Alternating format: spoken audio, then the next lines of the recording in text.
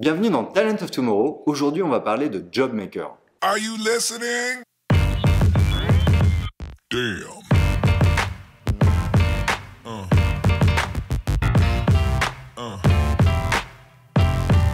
Alors, je suis très heureux d'accueillir aujourd'hui Julie Coudry, Salut. la patronne de Job Maker. Salut Julie. En fait, aujourd'hui, on va parler évidemment RH, IA, coach virtuel. Et la première question que j'ai envie de te poser, c'est alors, qu'est-ce que fait Job Maker ? Bah, tu viens de le dire, c'est un coach virtuel de carrière. Donc c'est un coach qui accompagne chaque collaborateur dans la construction de sa prochaine étape professionnelle. Donc à la fois sa réflexion, mais aussi le marketing de lui-même pour savoir comment trouver un job qui lui correspond pour sa prochaine étape. Alors, tu as à peine répondu que tout de suite, je me suis dit, bon, alors on est obligé d'attaquer la question. L'IA et les RH, est-ce qu'on est en train d'automatiser le job des RH? Parce que j'aimerais que tu nous expliques un peu, puisque c'est ton métier. On n'arrête pas de parler des voitures sans chauffeur.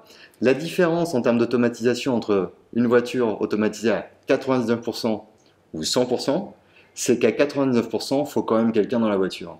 Alors, est-ce qu'il y aura quelqu'un dans la voiture RH?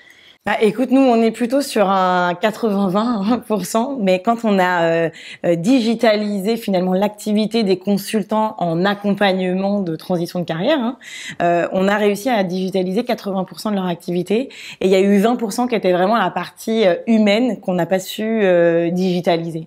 Donc au final, dans les entreprises, 80% du travail d'accompagnement est fait par notre coach de carrière virtuelle, et 20%, c'est le RH qui a toute sa place pour être vraiment humain, dans sa spécificité humaine, pour challenger, creuser, mettre en perspective et s'adresser vraiment à la spécificité de la personne qu'il a en face. On est dans cette idée un petit peu que l'automatisation ici, ça vient pour garder dans la fonction RH un peu, on dirait, la partie noble. J'aime pas beaucoup ça parce que ça voudrait dire que ce qu'ils font autrement est pas noble, mais il y a quand même cette idée de laisser à l'humain ce qui est vraiment de l'ordre de l'humain et que le reste qui est peut-être un petit peu moins intéressant, en tout cas qui demande moins de sang humain, on le laisse de côté. C'est ça un petit peu cette volonté d'automatiser? Ouais, c'est ça en fait, c'est exactement ça, c'est de se dire dans l'activité du RH qui est quand même a priori éminemment humain, il y a énormément de tâches où il n'y a pas forcément besoin d'être un humain pour les réaliser, et en fait les RH sont absorbés en termes de temps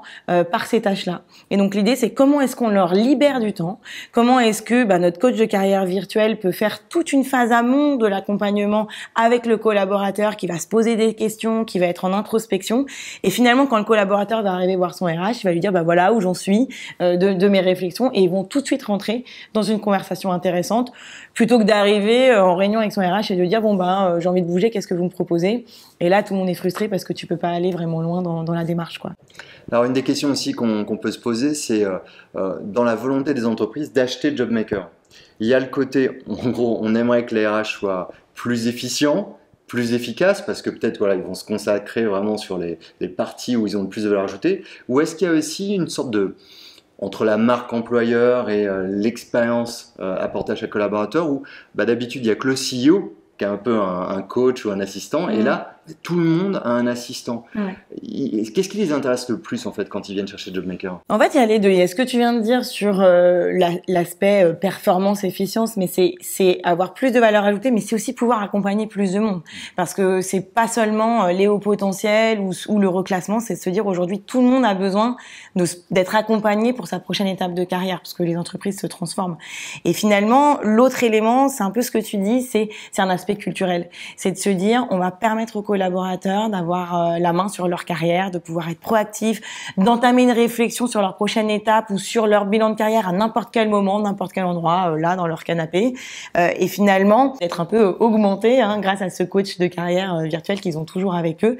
Donc c'est aussi une transformation culturelle de l'entreprise, de se dire que chaque personne va pouvoir avoir cette réflexion en permanence dans l'entreprise, quoi. Et tu sens, parce que c'est vraiment une des limites de l'intelligence artificielle aujourd'hui, c'est la confiance qu'on accorde aux résultats de machines. Est-ce que tu sens que les collaborateurs qui utilisent JobMaker font confiance dans le coach? Est-ce qu'il y a une réticence? Qu'est-ce que tu en penses? En fait, déjà, nous, on est parti. Moi, c'était mon métier avant, coach en accompagnement de la transition, mais avec que des consultants humains. Donc, on est vraiment parti de l'automatisation d'une activité humaine. Donc, en fait, on retrouve vraiment. Enfin, moi, je retrouve les effets que je voyais quand c'était réalisé par des humains. Donc, on a vraiment recréé cette expérience-là. Et puis, comme on est un coach, on n'apporte pas de réponse. On amène les gens, on les guide dans un questionnement.